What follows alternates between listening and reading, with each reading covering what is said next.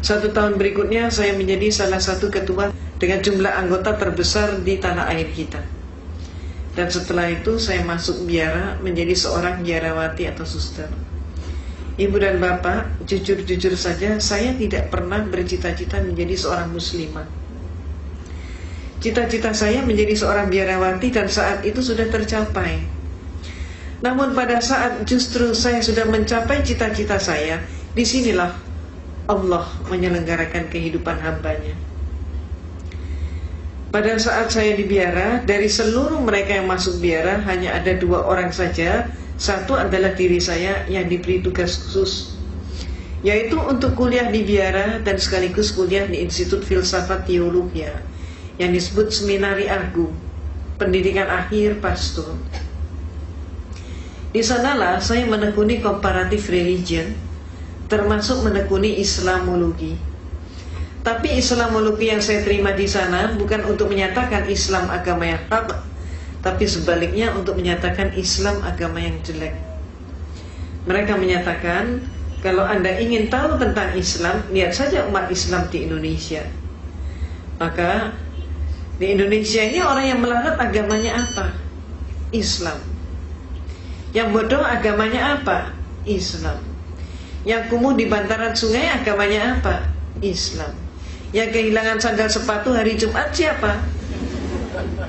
Islam.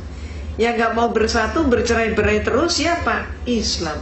Yang jadi teroris siapa? Juga dikatakan Islam. Maka teman-teman saya sepakat dengan kesimpulan bahwa kalau begitu Islam agama yang jelek. Pada saat itulah saya katakan penyimpulan itu belum benar. Islam jangan hanya dilihat di Indonesia, coba kita lihat bagaimana di negara-negara yang lain. Saya kemukakan contoh, coba kita lihat bagaimana di Filipina. Di Filipina ternyata orang yang melarat dan bodoh agama mereka bukan Islam, tapi adalah Kristen dan Katolik. Meksiko adalah negara yang miskin, dan di sana yang jadi maling ayam, pencopet, pencuri, pemabuk, pemerkosa, penjudi dan lain sebagainya tidak ada satupun yang Islam. Semuanya adalah Katolik atau Kristen. Mesir keadaannya berbalik dengan tanah air kita. Kalau di Indonesia kita berbicara tentang pembantu rumah tangga dan dikatakan beragama Islam, majikannya banyak yang non-Islam. Tapi kalau di Mesir terbalik. Di Mesir justru majikan beragama Islam dan pembantunya justru Kristen dan Katolik. Dan selaris yang paling murah mereka datangkan dari Filipina yang beragama Katolik. Irlandia adalah sebuah negara yang tidak pernah selesai dengan konflik internal antara selatan dan utara. Dan yang konflik itu tidak melibatkan seorang pun yang Islam. Semuanya yang konflik adalah orang Protestan dengan orang Katolik. Mereka itulah yang saling membantai dan saling membunuh. Dan oleh masyarakat Eropa, yang dijuluki sebagai teroris itu adalah Irlandia dengan julukan khusus sebagai teroris Eropa. Lebih lanjut lagi kita ke Italia. Di Italia yang menjadi gembong obat bius dan perjudian, tidak ada satupun yang Islam. Semua mafioso beragama Katolik. Maka saya katakan kepada dosen saya, pater, sebutannya pater atau pastor, saya katakan pater, tidak terbukti bahwa Islam jelek. Maka saya kemudian mengajukan solusi sekaligus usul, minta izin untuk mempelajari Islam dari sumbernya sendiri. Izin diberikan, tapi dengan satu instruksi, mencari kelemahan Islam. Inilah untuk pertama kali saya berkenalan dengan Islam. Pertama kali saya ngaji, saat itu saya masih di biara dengan kapasitas sebagai seorang biarawati. Tapi ketika saya memandang kitab suci Al-Quran, melihat huruf hijaiyah, saya pun jadi bingung. Ayat ini mana yang depan, mana yang belakang, mana yang atas, mana yang bawah, bingung sekali. Saya amati bentuk hurufnya, lebih bingung lagi. Hurufnya ini kok panjang-panjang, bulat-bulat seperti cendol. Saya nggak mampu. Maka akibatnya, karena keterbatasan waktu, saya putuskan saya harus ngaji dari terjemah. Ketika pertama kali saya memegang terjemah, apa yang terjadi? Keliru juga. Ayat Allah yang saya pelajari itu bukan dari depan ke belakang, tapi kebalik dari belakang ke depan. Dan akibatnya, yang pertama kali saya pelajari adalah surat Al-Ikhlas. Qul wallahu ahad, Allahu samad, lam yalid wa lam yulad wa lam yakul lahu kufuwan ahad. Malamnya saya ngaji surat Al-Ikhlas, persis pagi harinya saya mendapatkan kuliah teologi di mana dosen saya menyatakan Tuhan itu satu tapi pribadinya tiga. Inilah penyelenggaraan Allah. Sehingga malam harinya ada kekuatan yang mendorong saya untuk kembali ngaji. Allahu Ahad. Ini yang benar menurut suara hati saya begitu. Maka hari-hari berikutnya saya dialogkan dengan dosen saya. Saya katakan, Pater, saya belum paham hakikat Tuhan. Maka kemudian dosen saya pun bertanya, bagaimana mungkin seorang biarawati tidak paham hakikat Tuhan? Kaget sekali dia. Maka dia pun maju ke papan tulis, menggambar sebuah segitiga sama sisi. AB sama dengan BC sama dengan CA. Saya ditanya, segitiga ini berapa? 1. Sisinya berapa? 3. Itulah Tuhan itu satu tapi pribadinya 3, kata dosen saya. Maka kemudian saya pun mengatakan, kalau demikian Pater, suatu saat nanti kalau dunia sudah semakin maju, ipteknya pun semakin berkembang, Tuhan itu kalau cuma 3 pribadi tidak akan mampu untuk mengurus dunia. Paling setidak-tidaknya harus mendapatkan penambahan menjadi 4 pribadi. Jawab dosen saya, tidak bisa. Saya jawab, bisa saja. Maka saya pun maju ke papan tulis, menggambar segi 4 sama sisi. Kalau dosen saya menyatakan Tuhan itu pribadinya 3 dengan menggambar segitiga, maka saya gambar segi 4 sama sisi, sah-sah saja kalau saya katakan Tuhan itu pribadinya 4. Apa kata dosen saya?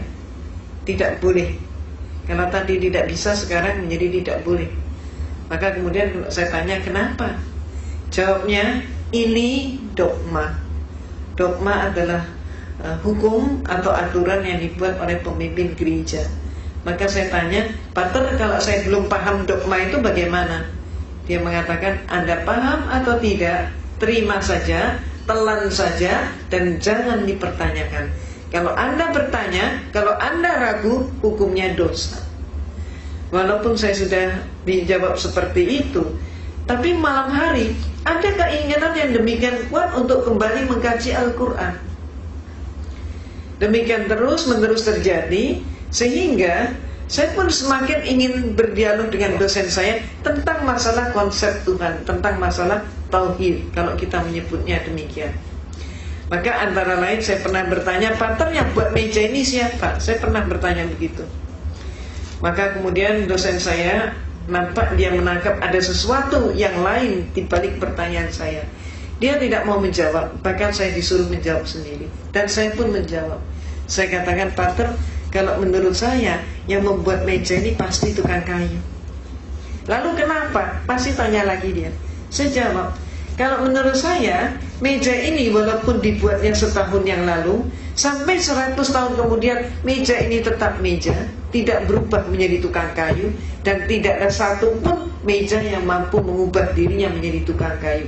Tukang kayu tidak boleh dipersamakan dengan meja. Maka dia pun bertanya, apa maksud Anda? Saya katakan, Pater, menurut pengamatan saya, Tuhan itu menciptakan alam semesta dan seluruh isinya termasuk manusia. Maka ada manusia yang dilahirkan setahun yang lalu, sampai 100 tahun kemudian ternyata dia tetap manusia. Bahkan sampai kiamat pun manusia tetap manusia. Tidak ada satu manusia pun yang mampu mengubah dirinya menjadi Tuhan, dan Tuhan tidak boleh dipersamakan dengan manusia. Malamnya saya ngaji lagi, dan hari-hari berikutnya saya dialog lagi, saya diskusi lagi. Saya pernah menyatakan juga, Pater, siapa yang melantik RB? Saya ditertawakan kali ini. Bagaimana mungkin seorang biarawati nggak ngerti siapa yang melantik RW? Maka saya jawab, sebetulnya saya mengerti.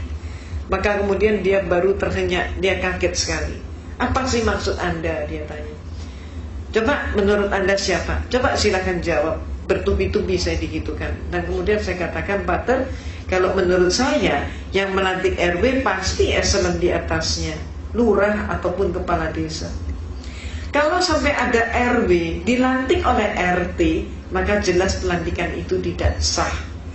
Demikian pula ada 100 orang kopral bermusyawarah untuk mengangkat salah satu teman mereka menjadi seorang jenderal.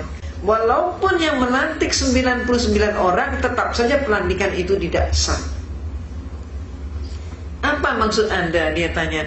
Maka saya katakan, Pater, menurut pengamatan saya, Tuhan itu menciptakan alam semesta dan seluruh isinya termasuk manusia. Manusia hakikatnya sebagai hamba Tuhan.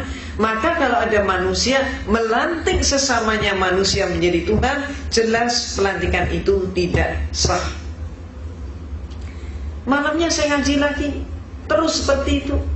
Dan kemudian saya diskusi lagi, sampai pada klimaksnya saya bertanya tentang sejarah gereja.